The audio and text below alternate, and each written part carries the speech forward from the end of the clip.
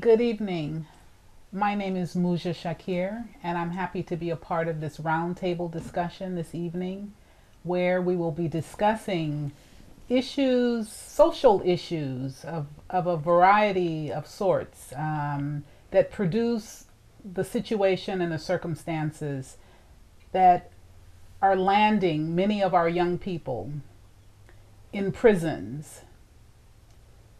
We are concerned about what appears to be a upsurge of violence, particularly youth violence, and more especially violence among young men of color, men of African descent, here in the United States and actually throughout the world.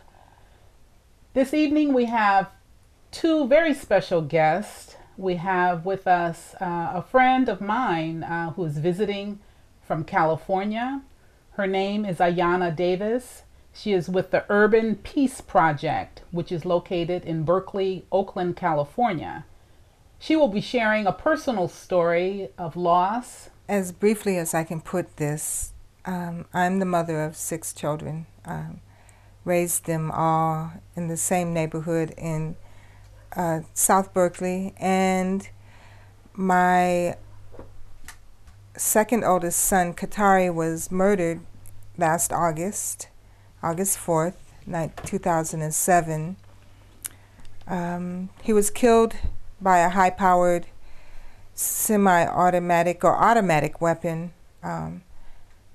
something different than an AK, and he was shot at least 29 times. His internal organs were totally useless, and he had no chance of survival or being repaired. The belief is that they were after someone else. There were 2 other young men, and they were in a van getting ready to go bowling, pick up some other youth and go bowling. It was my 4th oldest son. He was returning to college the next day. So they were going to go bowling, have dinner, go out and have fun. And they were waiting in a van, and one of their friends, a young man, recently out of prison, joined them, out of jail, not even prison, joined them. And we think that he may have looked like somebody else, and somebody may have driven by and thought he looked like someone and killed him. I tried to kill him and shot the whole van up. And we believe that Katari put himself in harm's way for everyone else. And that's the kind of person he was. Young, 25 years old, non-drinker, non-smoker, semi-vegetarian, conscious, no children, on purpose, with plans to become a high school principal, and basically just wanted a life where he was working in the refineries, and wanted to buy a home so he could then take a wife and raise children and teach. So he's a leader in the community. Katari, we had to have 2 community memorials for him. One memorial, the Native American drummers came out and gave him homecoming, and as it started, and it ended with the African drummers coming out and giving him homecoming. So his family and community family was a wide array of people. There were people from as I said, the African American and the Native American and the Mian and the Lao communities, and the of course European. He touched a lot of people, and like I said, we had to have 2 memorials for him.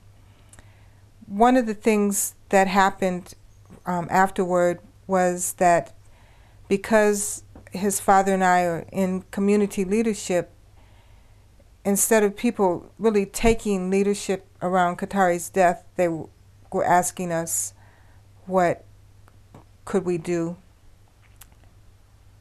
or what could they do?